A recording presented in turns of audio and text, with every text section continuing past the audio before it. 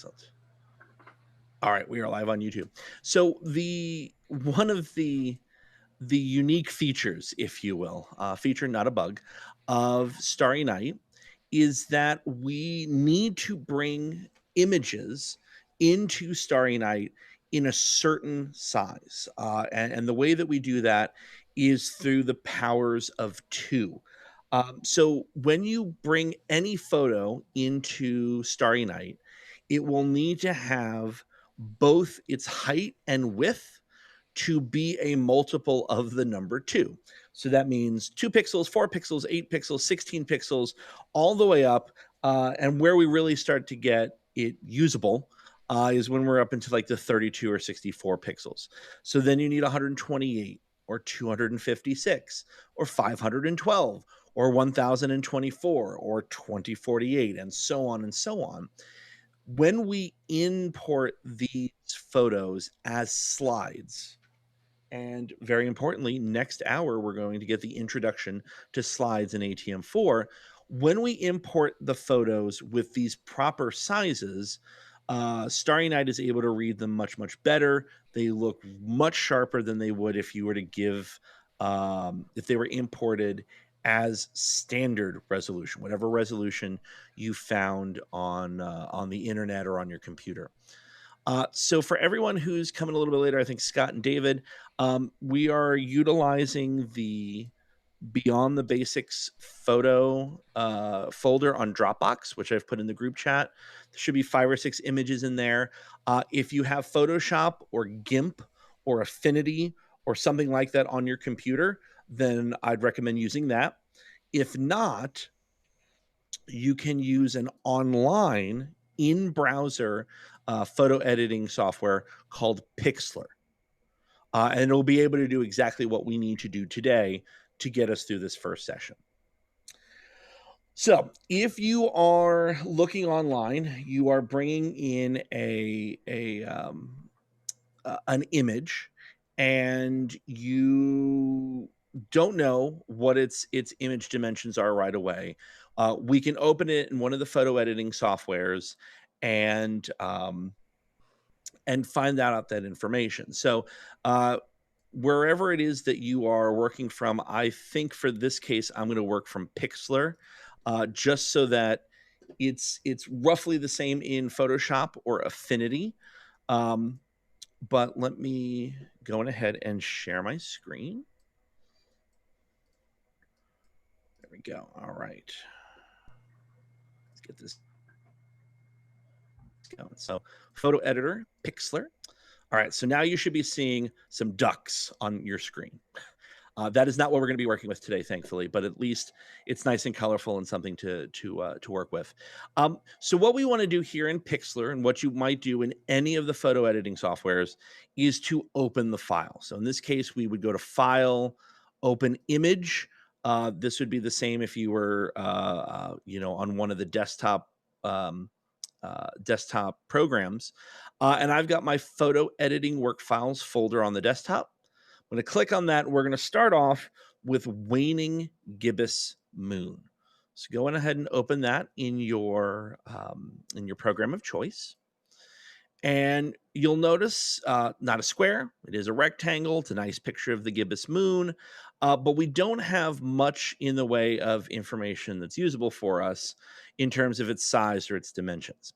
And to get that, we're going to go up to Image. If you're in Photoshop or Affinity, this will be up there as well under Image. You're looking for Image Size. And once we've clicked on that, you should see that this image has a width of about 750 pixels and a height of 500. When we're working with these sorts of photos, we have to make a decision as to what direction we need to resize in first. In this case, we never want to make the image bigger. That's adding pixels, and that's going to decrease the quality of the photo. We can't add something that doesn't exist to our image. So given that we have 750 and 500, and knowing from our requirements in Starry Night that we can only import this correctly, if both of these numbers happen to be powers of 2, which of the and I'm gonna put the chat on too so I can see this. Which of the dimensions should we change to a power of 2 first? Would it be width or height? And since there's not a ton of people in the room, please feel free to unmute yourself, and maybe even stay unmuted if we can stay really quiet. I think I do height. Yo, we would want to do height. That's just what I would do. I don't know if it's what we should do. Yeah. It's just close to 256. It's half. Well, remember, if we want to keep this as high resolution as possible. Oh, right. Yeah, we would want to go with our width. Yeah. In this case, we would drop that down from 750 to the closest power of 2, which is 512. Of course, if you have something like constrained proportions still on, or you've got maintain aspect ratio, something along those lines, when you change the width, the height should change with it. And that's kind of a problem for us because no matter what we make this number, we are not going to get the height to be a power of 2. But if we have one of our directions to be a power of 2, that all right, well, we can work with that. We'll deal with that. So let's go on ahead and just click apply or submit or okay in whatever program you're in. And now we need to change the physical size of the image. One of the things we're able to do is to add to an image by changing not its size, but its canvas, what it's sitting on. And in all of these programs, usually right next to image size, you're going to find canvas size. That canvas allows us to add information, but usually only of maybe like a specific color. We can add white or black or transparency. We're not going to add information, but it's going to give us a bigger canvas to work from. Here we see that the width is still 512 and that the relative change, this would be your constrained proportions, that has been turned off because we want to be able to add in one direction while maintaining the size in width. So if we wanted to get this right, what number would we put in the height box? What would we change the height to?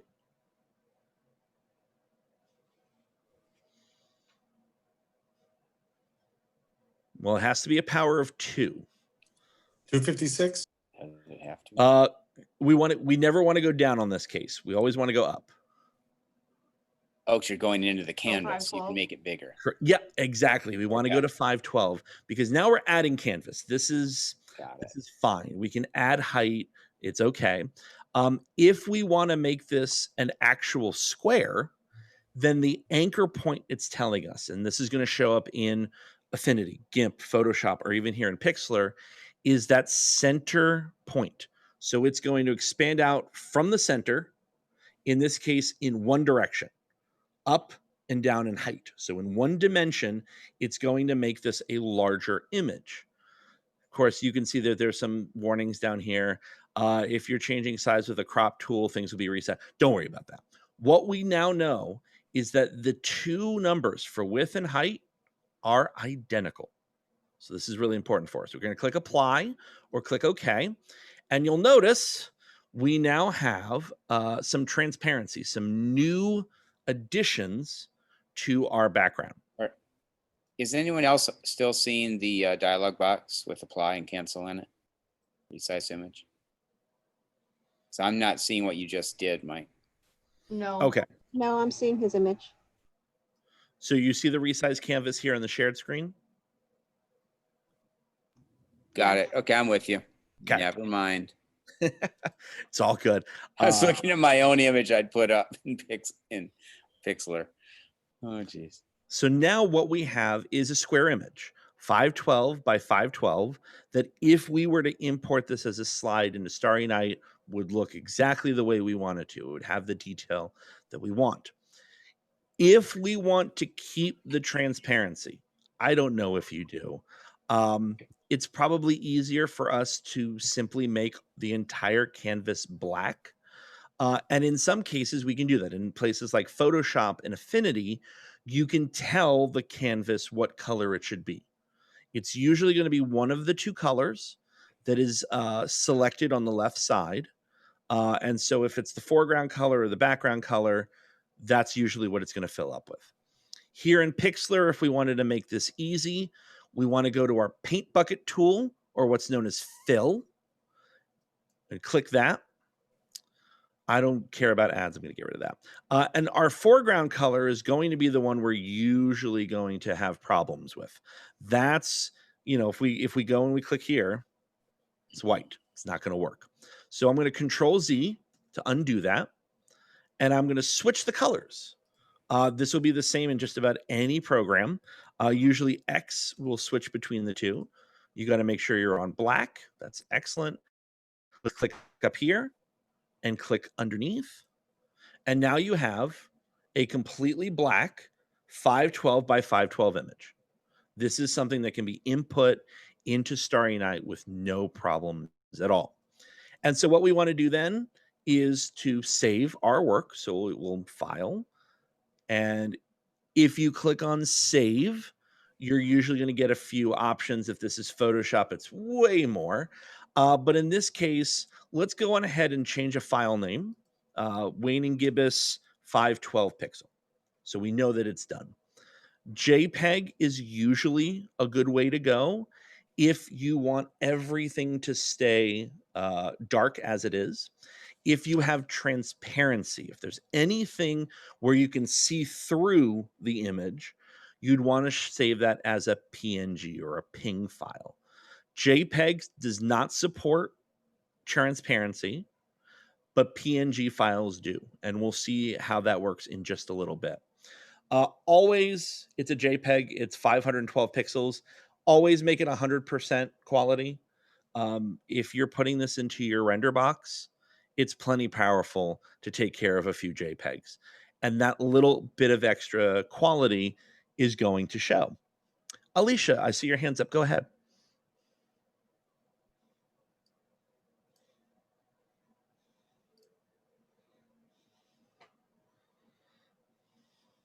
I'm sorry. Oh, no worries. I've got like 3 dogs here that are driving me crazy. When I'm all the way back at when we were sizing the image, because when I opened up my image in Pixlr, my sizes were not the same as the sizes that you had. Okay. We can very, very quickly Yeah. So go through that. what was your image size right now? What the original image was something like 900 by 600. Right. What we did is we changed the largest of the two, which was the width, Yep. down to the next closest power of 2, which was 512. Okay. And that would make your height something in the 345, 350 range. Okay. And then we would add canvas with the anchor point in the middle so that the height would now be equal to the width. Okay. Now you've got a 512 square. And then now you have those 2 little bars at the top and bottom. We go to the left side and find the little paint bucket. Click that. Make sure that black is our foreground and not the background color. And then we would just click in those 2 areas to fill them up. And that gives us the 512 that we're looking for. Okay. Yeah. Was that Mine the looks. question though? I thought you downloaded maybe a smaller image, but was it by any chance a lot smaller? Your image? No, I thought her question though is she downloaded an image, it didn't come out to the same size. I'm wondering if she downloaded a thumbnail or something else. I know. I think what had happened is we were back at the sizing, so that our 512s didn't look anything like that. That is one way that we can make a 512 image. So if this was whatever it was, you'd save it. In this case, you would download it, and then would go to your computer, or it would save to your desktop. Okay. So we have that. So that's one way of us getting the sizing correct. There are a few other ways for us to maintain that that sizing. Um, what I'd like everybody to do is to go on ahead and open the image of Comet Neowise. So you'll see that in the photo editing work files as cometneowise.jpg. And this is a really nice image from a really good buddy of mine down in Orlando. And so I just wanted to, like, show off his work. It's pretty cool. This is a much bigger image. And so if you were to look at the lower left corner in Pixlr, you'll see that this is 1749 by 1152. This gives us a bit more options than what we might have had before. And that means that instead of wanting to make this into a square necessarily, we could try a rectangle. We could try something that's not 1-to-1. We could try 2-to-1 or 3-to-1 just to see if that fits a little bit better. And with something this large, it's a fairly good idea for us to see, all right, if this is about 1100 pixels tall, we know that we can go down to 1024, and then the 1749, we're really going to have to shrink this down. So given that that's the larger of the two dimensions, the 1749, we'll go to our image menu, we'll click on image size, and we're going to lose a little bit of resolution from the full resolution picture, but it's still going to be a nice sized image. So when we type in that 1024, that closest power of 2, you should notice that the height is pretty close to 512. We could probably crop some top and bottom of the image and not have to change much else. We don't have to add canvas. We can actually take away from the image in this case. So we're not going to add anything. We're going to take away. So I'm going to click on apply. We now have our smaller image, 1024 by whatever it is, 674. And we could, let me see if they'll do that. Oh, yes, they will. That's lovely. In most of these softwares, if you click on the crop icon, which is usually going to be two overlapping sort of right L's. In Pixlr, that's going to be C. It's going to probably be the keyboard shortcut for most of the programs. You're going to see the crop menu come up. And you can grab any of these sides or corners, and you can crop the image in real time if you want to. If you look at the very top level, you'll see that there is a width and a height. So right now we have a height of 249 pixels if we were to crop the image as is. If we really want to get precise, we can directly input the number we might want. So 256 is a power of 2.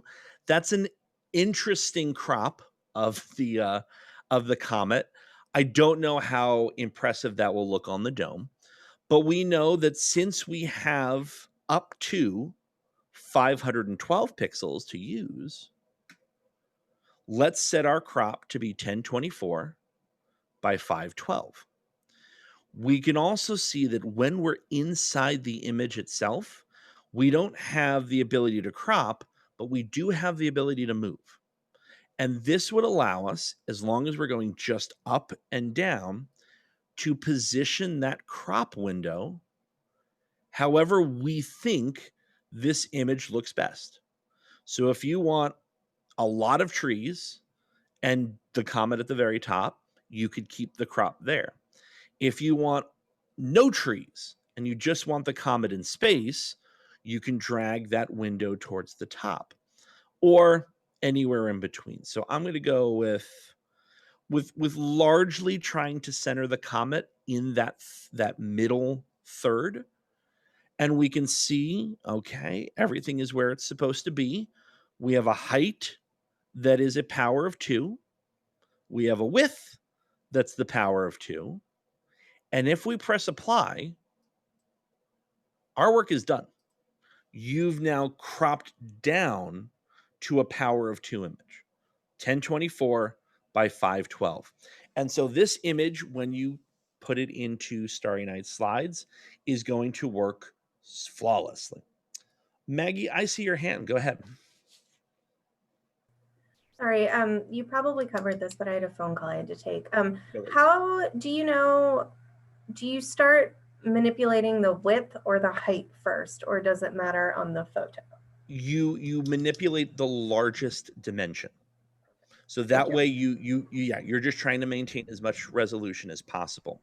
So the original image, though many more pixels than what we have here, is still fairly high resolution. This is 1,000 pixels by 512. This is very, very good.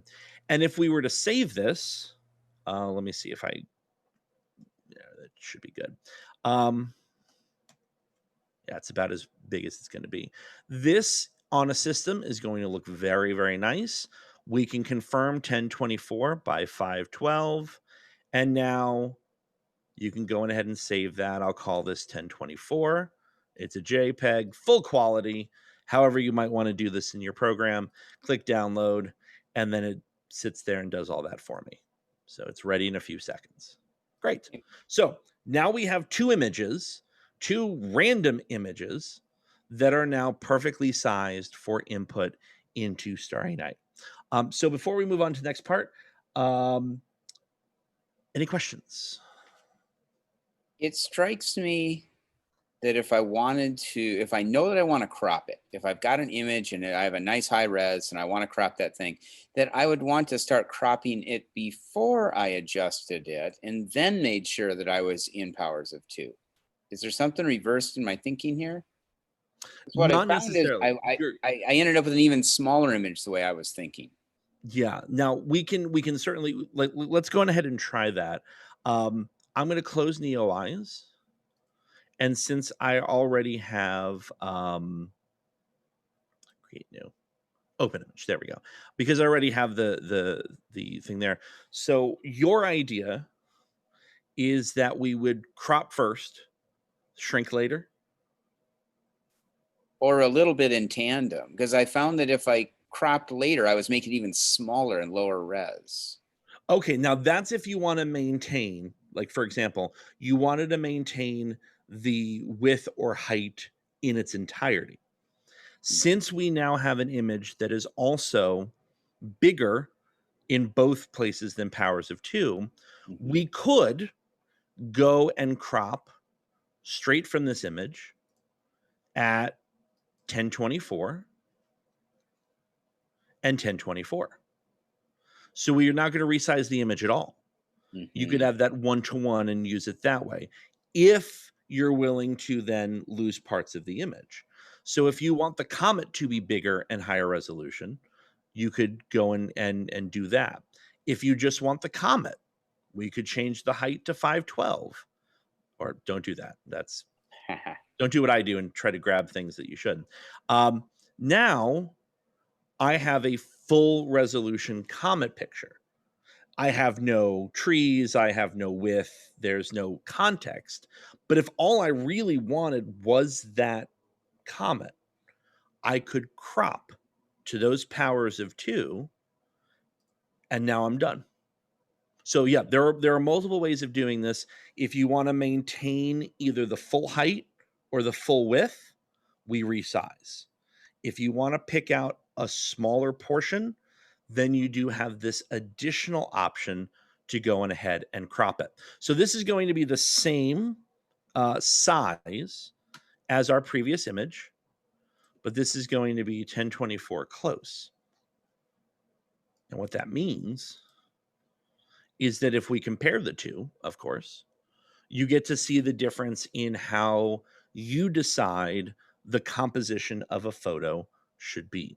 So I will also open on my desktop. It is now 1024. So same image size, but one, of course, is, let's get it to so that they're actually the same size. So we have our close up, but no context, or our context, but a smaller comet. So same image, two choices that we can make in how we want that composition to look like. And then both, of course, will look good when we input them into Starry Night. So let's try one more image when things get a little bit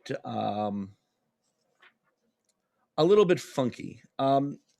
Let's go back to our photo editing files and let's do one that's really, really quite different in dimensions. So let's click on Apollo rocket.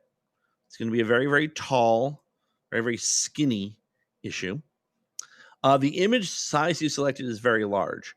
I do not want, I don't, we're going to apply it as it is because 3,000 pixels is a really, really big deal because we can then get this size down either to its next power of 2, or we could shrink this a lot, really depending on how we want to look at the canvas. So let's see what you guys can do here. You're gonna walk me through this. So looking at our image size, we have a width of 1090 and a height of 3000. Which dimension should I change first? The height. The height. Okay, it's the larger of the two. And because I can't go up and I can only go down, what is my height in pixels going to be?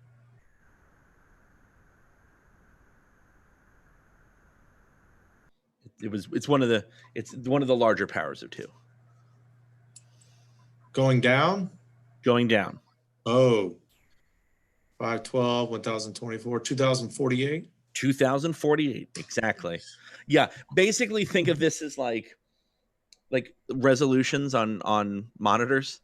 It's, the 1024 and then the 2048 and the 4096, and the 4096 is 4K. Like, think about it that way for those of you who have 4K systems. So now we've seen that we've set the correct height. We can't get any more out of it than that 2048. That's just what we got to do. So we'll click apply. And now we've got a very, very, still very tall image, but now we have a choice. And this is where you guys get to choose, again, how you want to use your images.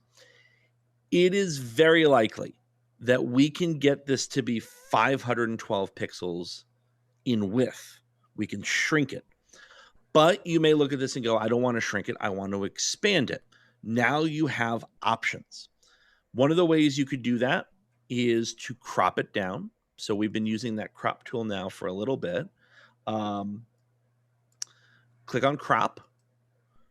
It's going to fill in the width and the height at the top.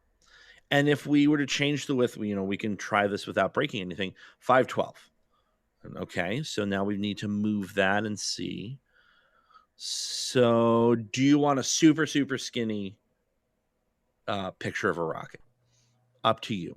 If this is what you want, you could click apply and you would have your powers of 2, 2048 by 512, 4:1 image here. Or you could say that I want this to be on the larger pixel scale, in which case we'd go back to canvas and say, okay, instead of our height changing, we're going to change our width to the next power of 2. And that's going to be what number? 1024. 1024. Perfect. If we don't change the anchor point, we're going to see the canvas added to both sides equally. But I do want you guys to see what happens when we change the anchor point. If I change the anchor point to the left, then all of our extra canvas is going to be added to the right. If we then change our canvas size to 1024 and we change the anchor point to the right, everything gets added to the left. Maybe you don't want that either. Or you want to try something really crazy, and that is make this an image that you can drop into Starry Night transparently so that all you see is the rocket with no background at all. In that case, we'll add to our width. We'll keep our anchor point right there in the middle. Click apply. And almost always when you're dealing with photo editing and you see this checkerboard background, that means you're dealing with transparent pixels. There is still going to be a size to this image that includes the things that are transparent. If you look at the bottom, you'll see 1024 by 2048, or if you can't read it down there, you of course can see the image size here, powers of 2. Depending on the program, Photoshop, of course, you pay money and it has magical powers. You're paying people to program that. There are, though, a number of ways to select huge swaths of one color and get rid of them. And one of the really nice things about this image is that for the most part, there is a lot of white touching white with a pretty distinct border between our rocket and the background. Now, of course, it does share a lot of the same color, so we're going to see how well this works. But in something like Pixlr, or Photoshop, or Affinity, you usually find what's known as a magic wand. And its job is to search for like colors. If you have this selected, contiguous, that means it's only looking for white pixels that are touching other white pixels. It's not going to jump inside of the rocket and select the white pixels there. So we'll click, see what happens. Oh, this is better than I anticipated. So what we see now is what was coined by Adobe like 20 years ago as the marching ants, that little marquee around the outside. And you can see that it is completely surrounding our rocket. And in almost all places, it seems like it did a very good job of distinguishing between the white background and the rocket that we want to keep. So now we have some we have some real options here. One of the easiest things that we could do would be to press the delete button. And what that will tell Pixlr or Photoshop or whatever program is that anything that is selected, anything that is inside of this outside box and this interior area should now be deleted. And when we delete it, let's get rid of all the color information. Let's get rid of anything so that it's just a pixel that is transparent, has nothing going on. If you press Control D, which is almost always a universal way of deselecting, we now have an image that you could place on top of a starry night background, and the stars would shine through everywhere except for the rocket itself. But here's where we have to be careful. If we do the same thing with this image that we've been doing with the others, going in and saving this as a JPEG file, you're going to see some bad things happen. So we'll go to File, Save. But look at that. Because there are transparent pixels, Pixlr defaults to a PNG file instead of the JPEG. In Photoshop, it defaults to a PSD file, which is the Photoshop file, and that can have everything, all the colors, all the pixels. In this case, we've got the right answer, but not the answer we're going to use right away. Maggie, go ahead. Did you say Control D? Control D. Okay, when I hit Control D, it didn't do that. It just took the border away and it stayed white. Does that make sense? Oh, did you delete? No. Okay, so if you Control Z, I think should be Control Z, back until it's white again. Mm-hmm. Delete, Control D.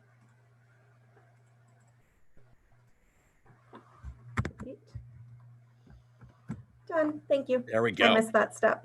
Sorry. It's the little things, but Yeah. this is going to work across all of the program borders, which is nice. So if we were to save this the way we have been as a JPEG, Pixlr knows, Photoshop knows, it can't have a transparent pixel. And it takes all of the transparency that we worked hard to create and transforms it into the background color, in this case, white.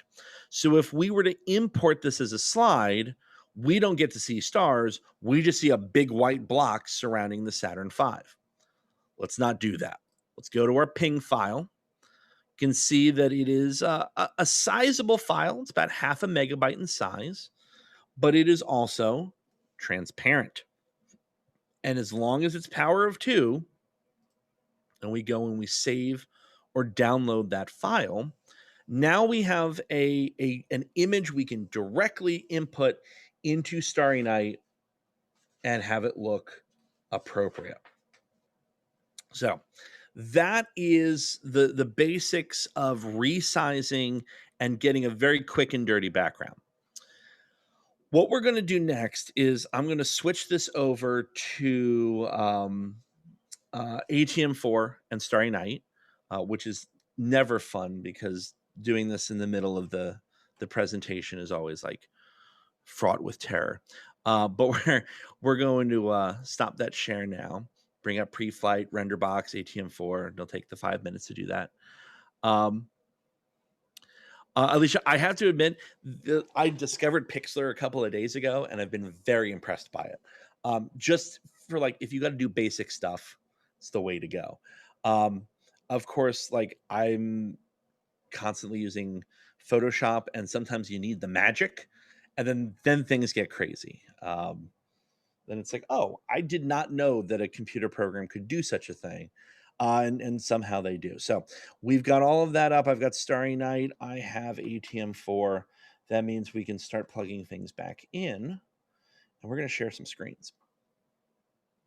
So we're not going to need pre-flight just yet. And RenderBox, I'm going to pop you up too. But again, we'll need you in just a little bit. So right now, my main concern, I can't minimize Zoom. Okay, great. My main concern is going to be ATM4. So let's go on ahead and share my ATM4 screen. And of course, now some of you may be having flashbacks to yesterday and just every day in the planetarium with ATM4. We're going to get rid of our one of each queues. So we're going to go make a brand new show. All of our configuration looks good.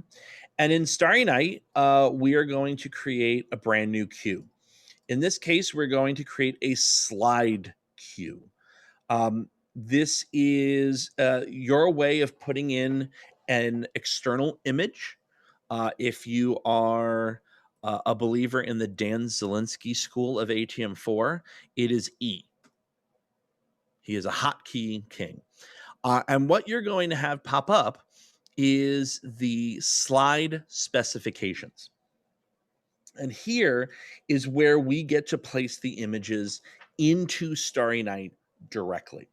Now, the key here is that, let me make sure, they have to be in here. Great. We're actually just going to use these slides because you need to move all of your images into this. You know what? This is like the 21st century. We know what we're doing. We'll do Wayne and Gibbous. We'll do Rocket.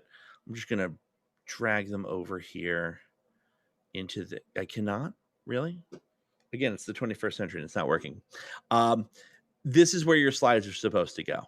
And that way, if all your slides in one place, you'll never, ever misplace them, is what is it originally supposed to do. So you have your slide. You're going to place the slide here, whichever file that is. So in this case, we would choose program data. I really want to use what we've been using. And like, it's going to bother me otherwise.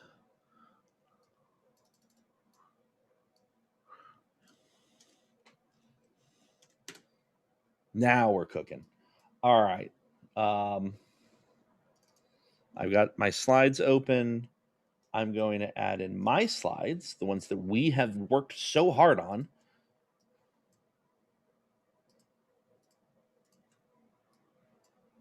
and just import those in. And now when I refresh this page, we're going to see some new slides, probably down here near the bottom. So there's Wayne and Gibbous. There's one called Yabro. One that I have no idea where that came from. Comet Neowise. All right, so we got a couple that we can use. So let's go on ahead and use our close Comet Neowise. I'm going to click on that and hit open. And we are going to go over this in far more detail in the next hour when we talk about slides. But want to give you just a quick idea. You place your slide in there. You can tell it to keystone, which means that it will actually do what it's supposed to do to show up on the screen correctly. And then if you want to see where it is and where it's moving in real time, you want to click on the live checkbox. Because when you do that, should show up. Oh, yes, I see a chat. Can't see your desktop icons and the screen manager is working. Susan, do you have multiple monitors right now? No, I just have one monitor up. Just I'm one just looking up a monitor. laptop. Yeah. The fact that you can't see your desktop icons is entirely because you have ATM4 open. That is a known feature of ATM4. And Eric's in the room. Thank you. ATM4 will prevent you from seeing that. If you're having a problem with Screen Manager, the non-responsive pop-up from RenderBox, that is a slightly different story. I have had that issue as well, though. So it is not just you. We will do our best to figure that one out. Okay. It may just be something with we'll figure it out. So that's basically what I'm saying. So once you've hit live, you're going to hit execute. Let me see. Of course, I need to make sure that everything is working properly for me, as in it's live, because I want to see this show up. There we go. And so I want to see if this is working properly. Just wondering where it's putting my image right now. Transition time. Good. I can have my size, which will increase up and down. Execute.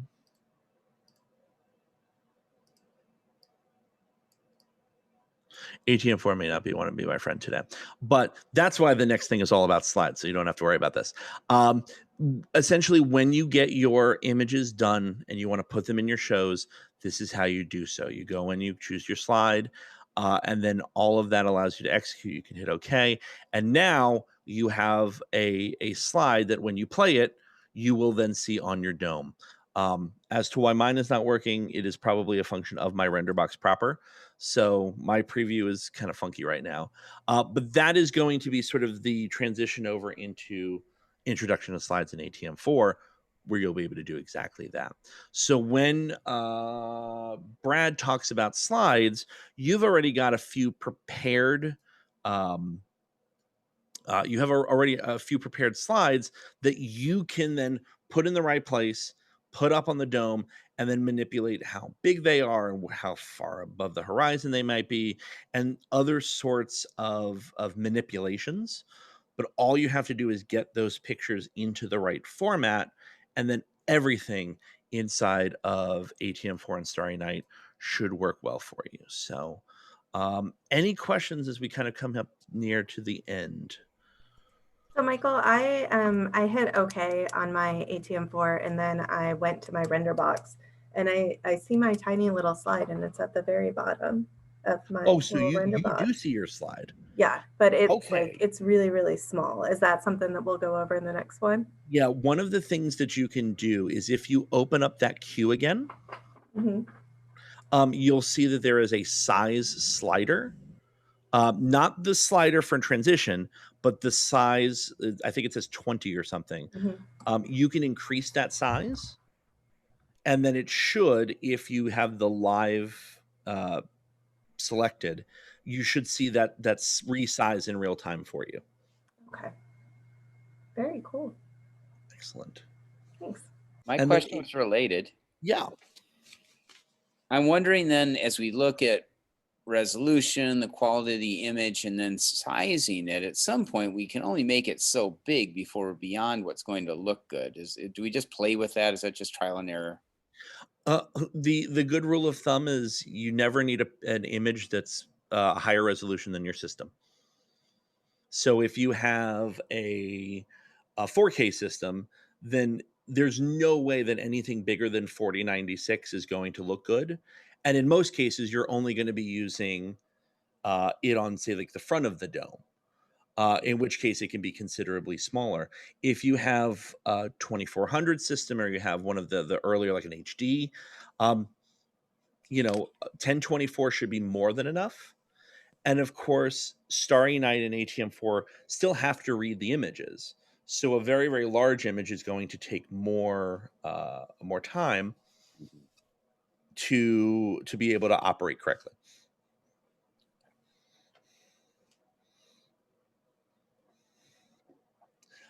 Also tomorrow, and we can also go over a little bit more on the Siteum Open Lab a little bit later today. But tomorrow there is some time in the early afternoon where myself and Steve Sanders are going to be putting on a production open lab, which is all about whatever production questions you might have.